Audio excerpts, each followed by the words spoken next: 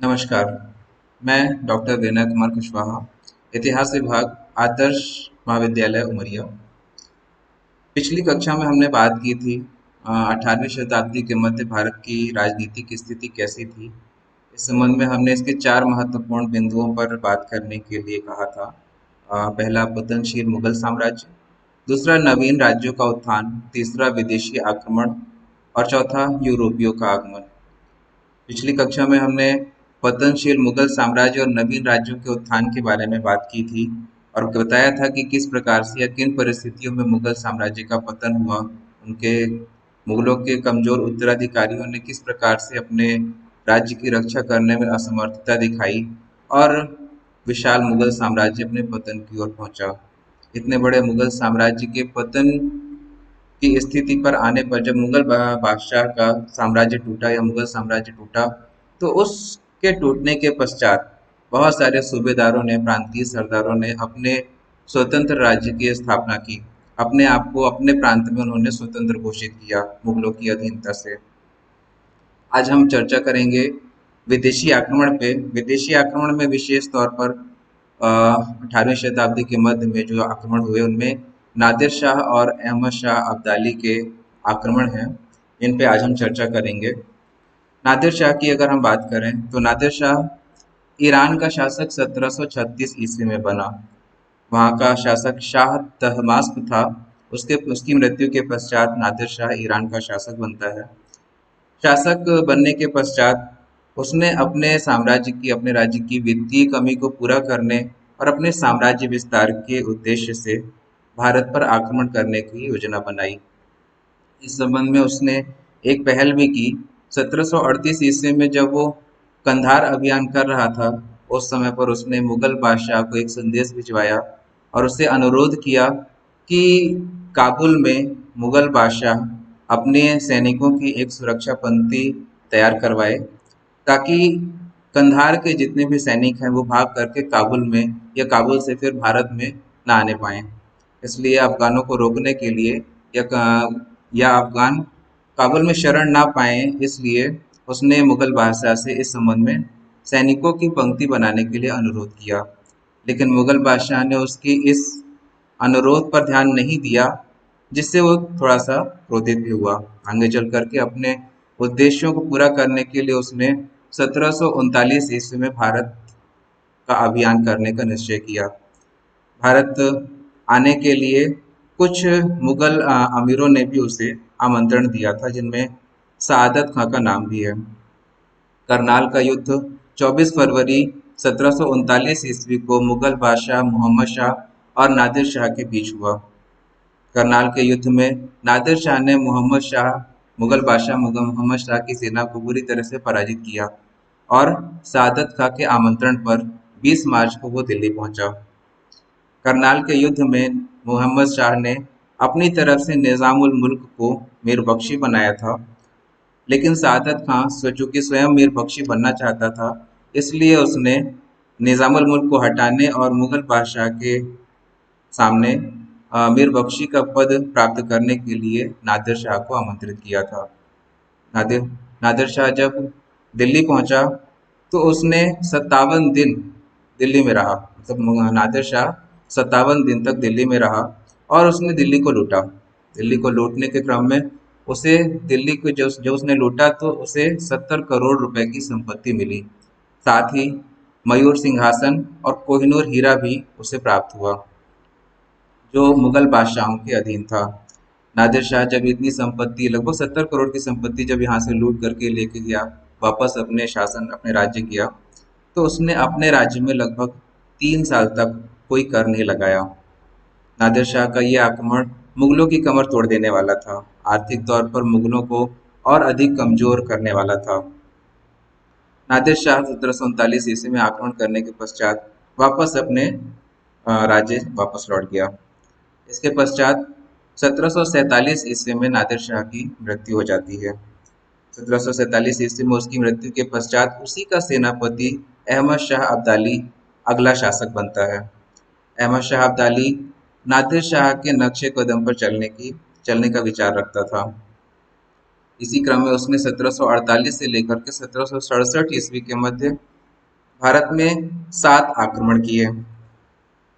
एक तरह से यह कह सकते हैं कि नादिर शाह का उत्तराधिकारी अहमद शाह अब्दाली खुद को मानता था। नादिर शाह जी ने जिन भारतीय क्षेत्रों पर कब्जा किया था उन पर अपना अधिकार अहमद शाह अब्दाली समझता है।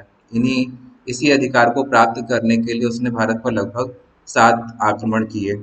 उसके आक्रमणों में 1748 में, 1749, 1751, 1753, 54, 1761 और 1767 ईस्वी में उसने भारत पर आक्रमण किया। 1753-54 ईस्वी में जब उसने भारत पर आक्रमण किया था तो उसने भारत में मुगल बादशाह आलमगीर द्वितीय को बादशाह बनाया। मतलब बादशाह के पद पर आलमगीर द्वितीय को स्थापित किया और उसका वजीर गाजी उद्दीन को बनाया और अपने एक प्रतिनिधि के तौर पर नजीब उद्दौला को मीर बख्शी के पद पर स्थापित किया। जैसे ही अहमद शाह अब्दाली वापस गया, अहमद शाह अब्दाली की जाने के ठीक पश्चात मराठों ने अपनी शक्ति का विस्तार करना शुरू किया, या ये कहें कि उत्तर भारत में मराठों की शक्ति अधिक प्रभावशाली रही। मराठों ने उत्तर भारत में अधिकार करने की भी प्रयास किए। अहमद शाह अब्दाली अपने अगले आक्रमण के क्रम में 1761 ईस्वी में जब वो भारत पर आक्रमण करता है तो उस आक्रमण में अहमद शाह अब्दाली की शक्ति का सामना इस बार मराठों ने किया। कुछ अन्य कारण भी बताए जाते हैं कि पानीपत का जो तृतीय युद्ध हुआ 1761 ईस्वी में, उसमें मुगल अमीरों ने भी अहमद शाह अब्दाली को भारत पर आक्रमण करने के लिए आमंत्रित किया था। इसकी वजह ये थी कि वो मुगल अमीर मराठों को पसंद नहीं करते थे या मराठों का वर्चस्व मुगल शासन पर स्थापित हो, इस बात से वो नाराज रहते थे। दूसरी तरफ मराठों ने अपनी शक्ति का विस्तार करने के क्रम में, अपने साम्राज्य का विस्तार करने के क्रम में और साथ ही धन के लोभ में उन्होंने मुगल बादशाह को उसकी आंतरिक अशांति और बाहरी शत्रुओं से रक्षा करने का वचन दिया था। 1761 ईस्वी में जब अहमद शाह अब्दाली का आक्रमण हुआ तो उस आक्रमण का सामना मराठों ने किया। मराठों और अहमद शाह अब्दाली के बीच में पानीपत का तृतीय युद्ध होता है और इस युद्ध में अहमद शाह अब्दाली की शक्ति के सामने मराठे कमजोर साबित होते हैं, मराठों की पराजय होती है और इस पराजय के पश्चात मराठों की शक्ति काफी कम हो जाती है। अहमद शाह अब्दाली का अंतिम और आखिरी आक्रमण 1767 ईस्वी में सिखों के विरुद्ध हुआ था। तो ये 18वीं शताब्दी के मध्य विदेशी आक्रमण के तहत भारत की स्थिति थी कि भारत में इस समय पर विदेशी आक्रमण हो रहे थे और भारत को कमजोर बनाने की तरीके चल रहे थे। इसी क्रम में अगला जो हमारा बिंदु है 18वीं शताब्दी के मध्य भारत की राजनीतिक स्थिति में, वो है यूरोपियों का आगमन। यूरोपियों के आगमन की अगर हम बात करें तो यूरोपियों का प्रवेश तो 15वीं शताब्दी से ही शुरू हो गया था और 16वीं शताब्दी में इसमें तेजी भी आ गई थी। आरंभ में ये जो यूरोपीय आए भारत में, उनकी राजनीतिक महत्वाकांक्षा नहीं थी। वो सिर्फ व्यापार के लिए आए थे और व्यापार करके ही सीधे चले जाना चाहते थे। लेकिन बाद में अपने व्यापार को लेकर के आपस में जो प्रतिस्पर्धा हुई, अपने अपने व्यापार को लेकर के, अपने व्यापार की रक्षा करने के लिए उन्होंने अपनी समुद्री शक्ति को बढ़ाना भी शुरू किया। कोठियां बनाई, सेना स्थापित की ताकि विकट परिस्थितियों में उस सेना का प्रयोग या बल का प्रयोग किया जा सके और साथ ही अपने व्यापार को अधिक से अधिक बढ़ा करके, अधिक से अधिक व्यापार करके वो अपनी प्रतिष्ठा को भी बढ़ाना चाहते थे। यूरोपियों के आगमन की अगर हम बात करें तो सबसे पहले भारत में पुर्तगालियों का आगमन हुआ 1498 ईस्वी। 21 जुलाई 1498 ईस्वी में 90 दिन की यात्रा करने के पश्चात वास्को डी गामा पुर्तगाल से अटलांटिक महासागर होते हुए दक्षिण अफ्रीका के सबसे दक्षिणी छोर पर पहुंचा, जिसका नाम आज भी उत्तमाशा अंतरीप या आशा अंतरीप के नाम से जाना जाता है। उस द्वीप पर पहुंचने के पश्चात उसको यह लगा कि वह भारत पहुंच जाएगा।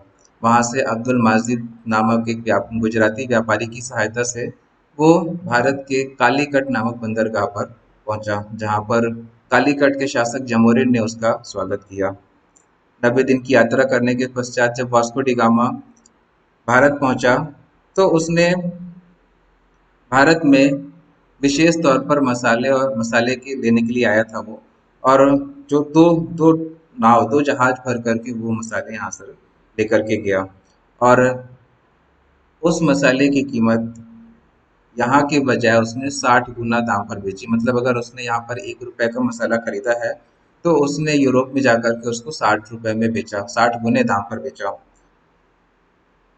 वास्को डी गामा के जाने के पश्चात 1500 ईस्वी में पुर्तगाल से ही पेड्रो अल्वेयर्स कैब्रल नामक व्यापारी आया, जिसने यहाँ पर भारत में अपने व्यापार को बढ़ाने की कोशिश की।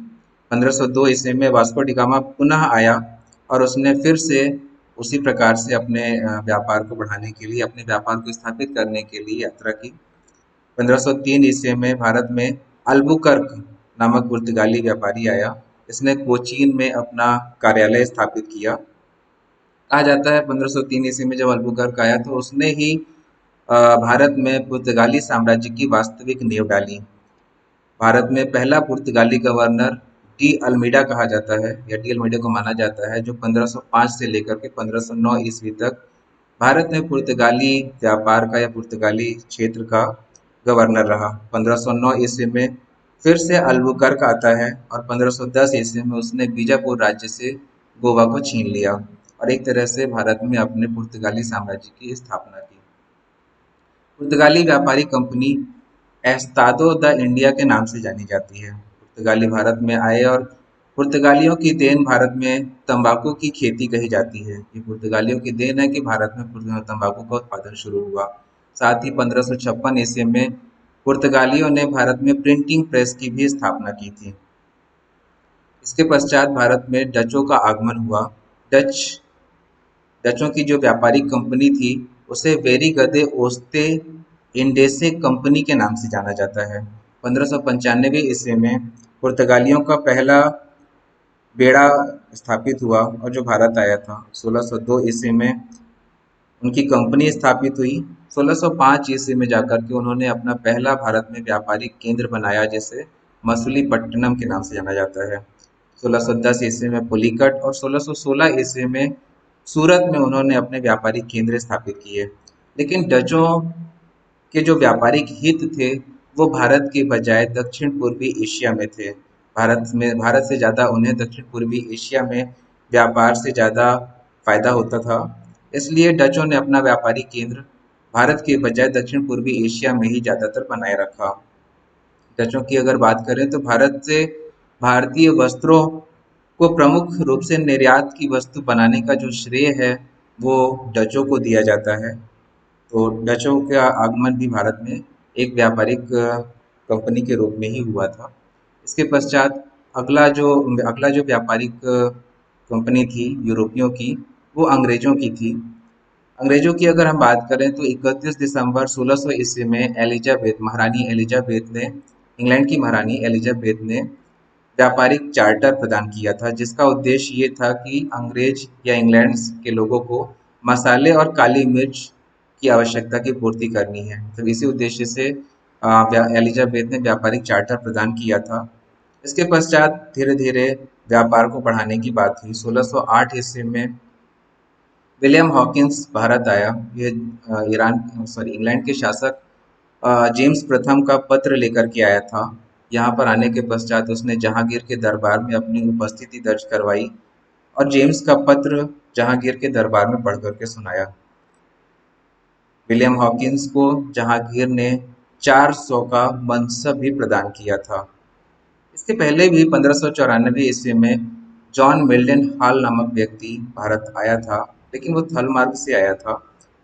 अंग्रेजों की पहली जो बस्ती थी उत्तर भारत में 1613 ईस्वी में सूरत में स्थापित हुई। इसके पहले दक्षिण भारत में उनकी व्यापारिक केंद्र स्थापित हो चुके थे। 1611 ईस्वी में मसूलीपट्टनम में अंग्रेजों ने अपनी व्यापारिक केंद्र स्थापित किया था। इसके पश्चात धीरे धीरे उन्होंने अपने व्यापार को बढ़ाने के लिए प्रयास करना शुरू किया। 1632 ईस्वी में गोलकुंडा के शासक से उन्होंने एक सुनहरा फरमान प्राप्त किया। सुनहरा फरमान का तात्पर्य ये था कि उन्होंने अंग्रेजों ने 500 पैगोडा के बदले व्यापार की अनुमति प्राप्त कर ली। मतलब 500 पैगोडा देने के पश्चात गोलकुंडा के क्षेत्र में वो व्यापार करने की का प्रयास कर सकते थे, व्यापार खुले तौर पर कर सकते थे। इस प्रकार अंग्रेजों की कंपनी भी आगे स्थापित हुई। इसको ईस्ट इंडिया कंपनी के नाम से जाना जाता है। इसके पश्चात डेनिश आए 1616 ईस्वी में। डेनिश कंपनी भारत में सिर्फ व्यापारिक तौर पर शुरुआती तौर पर आई। उन्होंने अपनी कंपनी तो स्थापित की, लेकिन भारत में उनका व्यापार आगे नहीं बढ़ा। इसके पश्चात फ्रांसीसी आए। फ्रांसीसियों के आगमन का जो सन है वो 1664 ईस्वी है। फ्रांसीसी प्रधानमंत्री कोलबर्ट के प्रयास से एक फ्रांसीसी व्यापारिक कंपनी की स्थापना हुई, जिसका नाम था कंपनी इंडेसे ओरिएंटलेस। यह भारत में व्यापार करने के उद्देश्य से ही स्थापित की गई थी। 1667 ईस्वी में फ्रांसिस कैरो भारत आया था और उसने 1668 ईस्वी में पहली फ्रांसीसी व्यापारिक कंपनी भारत में स्थापित की, सूरत में। और इसके पश्चात 1669 ईस्वी में मछलीपट्टनम में भी उसने अपनी व्यापारिक केंद्र स्थापित किए। धीरे धीरे यह व्यापार भारत में काफी बढ़ता जा रहा था, क्योंकि भारत की राजनीतिक स्थिति 18वीं शताब्दी में इतनी मजबूत नहीं थी कि वो इन व्यापारियों को व्यापार करने से मना कर सके। इसके पश्चात अगली जो कंपनी थी वो स्वीडिश कंपनी थी। ये 1731 ईस्वी में आई। लेकिन यूरोपियों के ये जो आगमन हुए, इसमें हम सिर्फ आगे चल कर के फ्रांसीसियों और अंग्रेजों को ही आगे पाएंगे। इनके जो आने का क्रम था, पहले पुर्तगाली आए, फिर डच आए, फिर अंग्रेज आए, फिर डेनिश आए, फिर फ्रांसीसी आए और लास्ट में स्वीडिश आए। विशेष तौर पर ये जो यूरोपीय थे, ये व्यापार करने के उद्देश्य से आए थे, लेकिन धीरे धीरे अपने व्यापार की रक्षा करने के लिए और अपने व्यापार को बढ़ाने के लिए उन्होंने धीरे धीरे यहाँ के राजनीतिक मामलों में भी दखल देना शुरू किया। और चूंकि यहाँ के जो शासक थे, उनके आपसी कमजोरी, आपसी फूट का लाभ उठा करके अंग्रेजों ने आगे चल करके भारत में अपने विशाल साम्राज्य की स्थापना